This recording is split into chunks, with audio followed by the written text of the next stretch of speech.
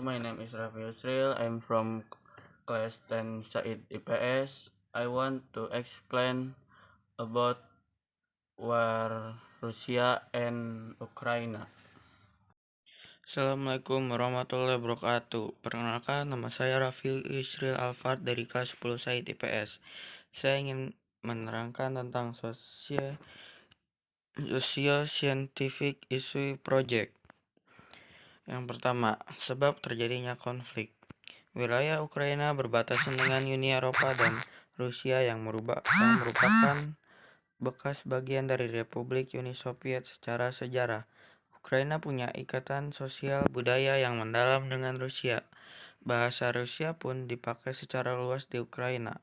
Al Jazeera melaporkan Presiden Rusia Vladimir Putin mengklaim kalau Rusia dan Ukraina adalah satu bagian dari peradaban Rusia.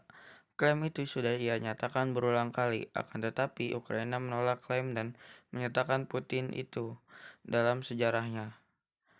Ukraina sudah 2 kali melakukan revolusi, tepatnya pada tahun 2005 dan 2014. Dua revolusi besar itu terjadi karena mereka menolak supremasi Rusia dan Ukraina mencari jalan untuk bergabung dengan Uni Eropa dan NATO.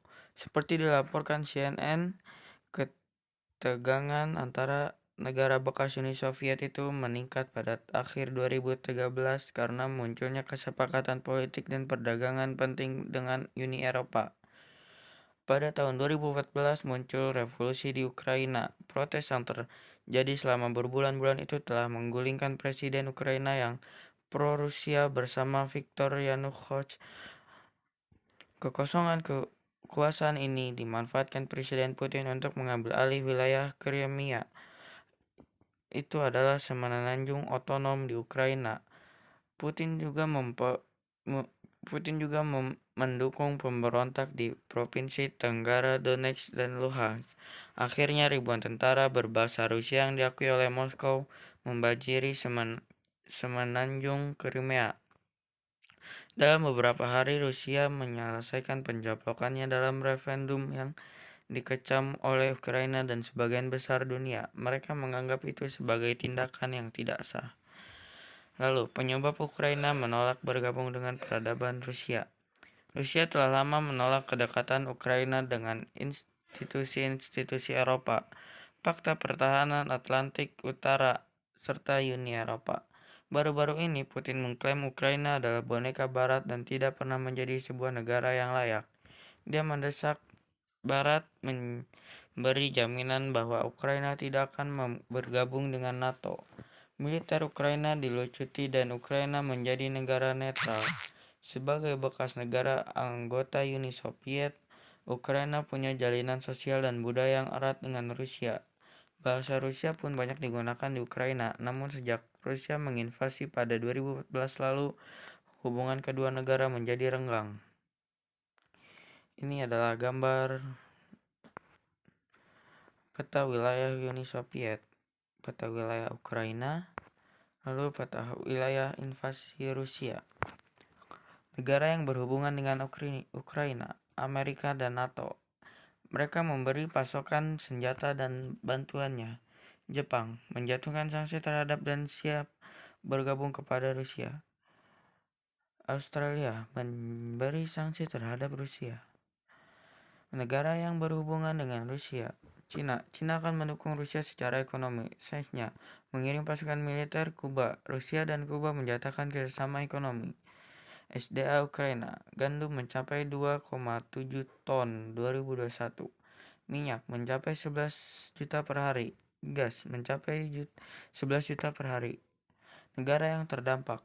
Potensi disabilitas politik, ekonomi, dan keamanan bisa saja menjalar ke kawasan lainnya jika eskalasi konflik kedua negara tersebut semakin memuncak.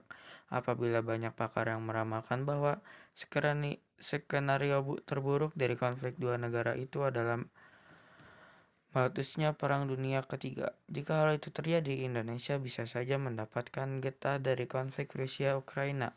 Ekonomi kawasan akan ambruk.